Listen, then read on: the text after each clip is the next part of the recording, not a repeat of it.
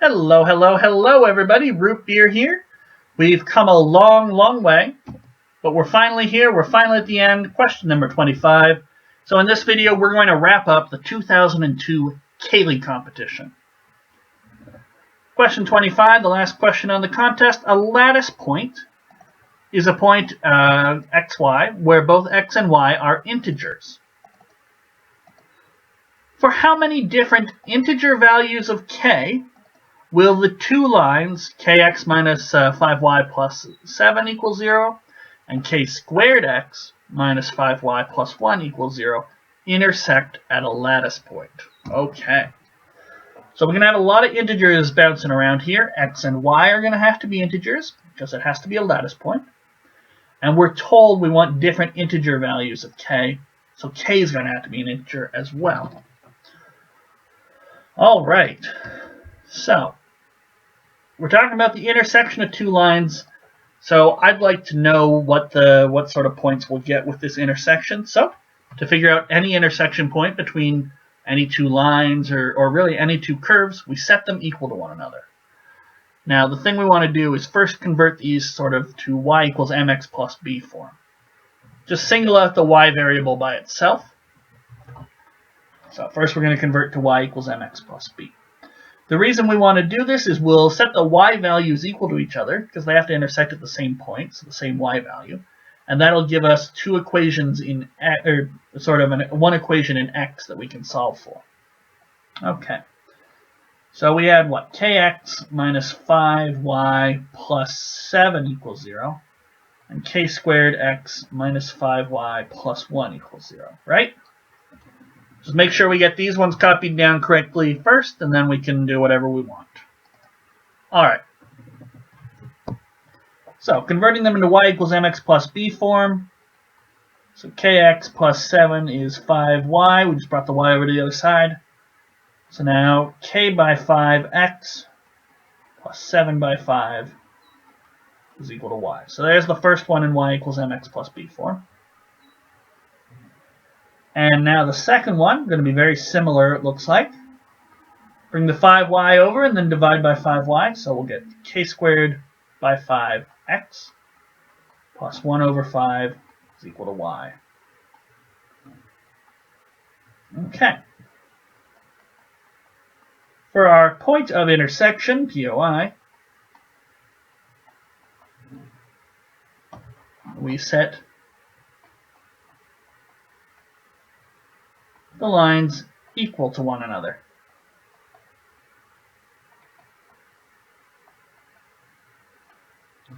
Okay, so k by 5x plus 7 by 5 is equal to k squared by 5x plus 1 by 5. And you know what I'm going to do? I'm going to multiply both sides by 5 right away. So we'll get to kx plus 7 is k squared x plus 1. Okay, well, let's get all our x's onto one side and all our constants onto one side. So we'll say 7 minus 1, which is 6, of course, and k squared minus k x. So we have 6 is k squared minus k x. Now, here's where I think the integer, the fact that x has got to be an integer, y has got to be an integer, and k has got to be an integer are going to come into play. So we have this product equals 6, and this guy's got to be an integer. And this one, because k is an integer, k squared is an integer, and k is an integer, so the difference between two integers is also an integer. So k squared minus k and x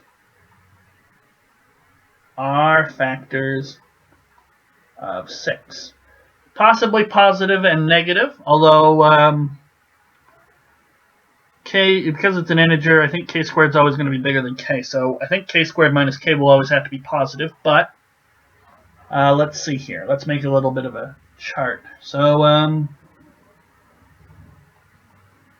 k squared minus k has got to divide 6, so k squared minus k can be negative 6, or negative 3, or negative 2, negative 1, 1, 2, 3, or 6. I have a feeling that perhaps when people were doing this, they might have left off the negatives there, and maybe that'll affect the possible answers for number of values for k.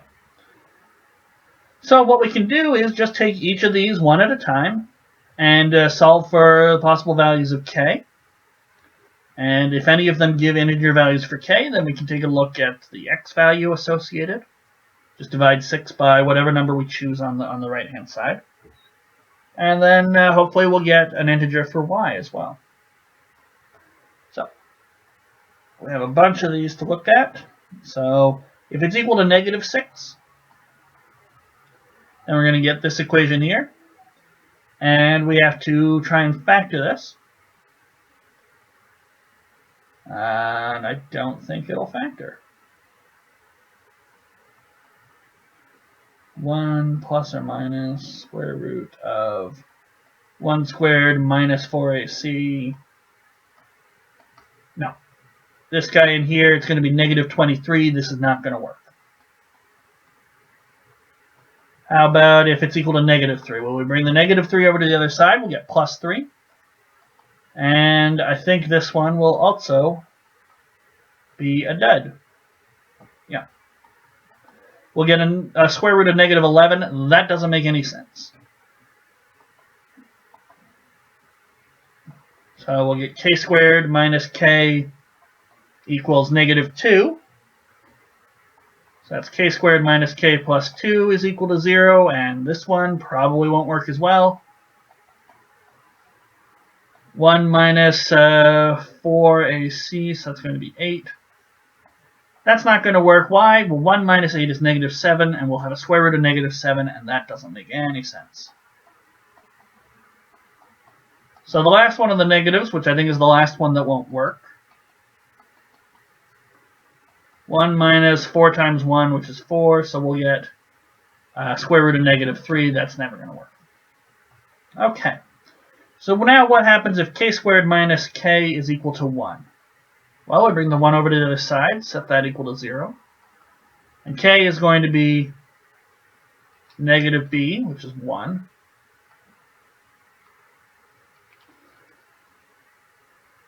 Plus or minus square root of 1 plus, because the minus 4ac will cancel out with the minus sign here, plus 4 all over 2.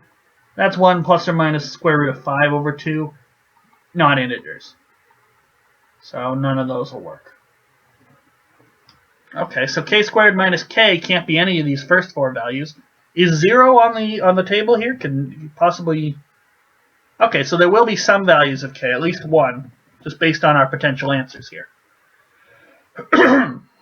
Okay, so let's move right along. How about 2? What if k squared minus k is equal to 2? We'll bring the 2 over to the other side. We'll get k is 1 plus or minus square root of 1 squared, or -1 squared, minus 4ac, so plus 8 all over 2. So that's 1 plus or minus, well, 1 plus 8 is 9. So we'll get k is either 2 or -1. So now we have some integer values for k. Did k have to be positive necessarily? Nope, k just different integer values. Okay. So both of these give us k squared minus k is equal to 2, and x is 6 over that value. So x would have to be 3 in this case. So we ask ourselves, is y an integer? Well, it doesn't matter. We'll get the same y value no matter which equation we use. So k over, well, we got 2 cases, by the way. K over 5 times x plus 7 over 5. So if k is equal to 2, we'll get 2/5 times 3 plus 7 over. So that'll be 6 plus 7, 13 over 5. That's not going to work. And if k is -1, we'll get y is equal to -3 over 5 plus 7 over 5. And That's not going to work either. That'll be 4 over 5. Okay. So neither of those worked out, and that's okay. So we're still looking for... I really thought one of those would work. Let's just double check. K's got to be 3, or X has got to be 3. There's no question about that. So 2 times 3, that's 6, plus 7. 6 plus 7 is 13 over 5. That's not going to work. Negative 1 is the other possible value of K. Negative 1 times 3 is negative 3 over 5. So that's going to be 4. Yeah. Huh. Okay. Those ones don't work. So now what happens if K squared minus K is equal to 3? Bring the 3 over to the other side.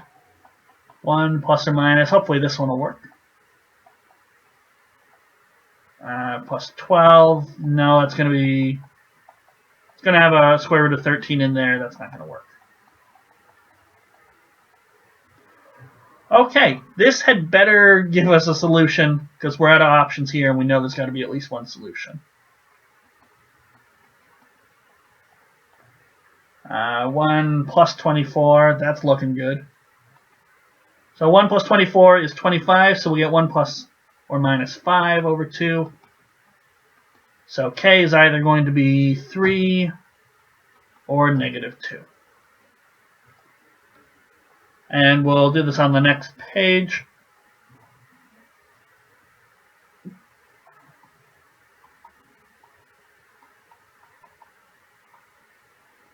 So is y an integer, and I really hope it is. K over 5x plus 7 over 5. So if K is 3, x has got to be 6 over K squared minus K, which will be 1. 9 minus 3 is 6. So we'll get 3 over 5 plus 7 over 5, and that's going to be 10 over 5. So y is equal to 2, and we're all set. So we get the point 1, 2, 1k is equal to 3. Okay, what happens if k is equal to negative 2? That's the other one that'll work. X is going to still be, it should still be the same value. Yep. And then we'll get negative 2 times 1 over 5 plus 7 over 5. Well, that's going to be 5 over 5. That's 1. So when k is equal to negative 2, we get 1, 1. And those are the only 2 points we've got.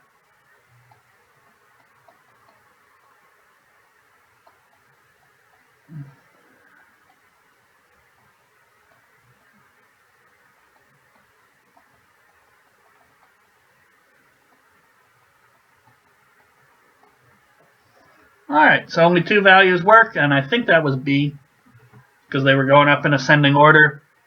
Yep, B2. So that'll be our final answer. Hopefully we get 8 marks there. And that wraps up the 2002 Cayley contest. So, if you just joined me for the last video, thanks for watching. If you have joined me, some people joined just for the last 5, thank you for watching. Or if you've been with me since the very beginning of the 2002 Cayley, hopefully you enjoyed it. That's all of it, and thank you again for watching.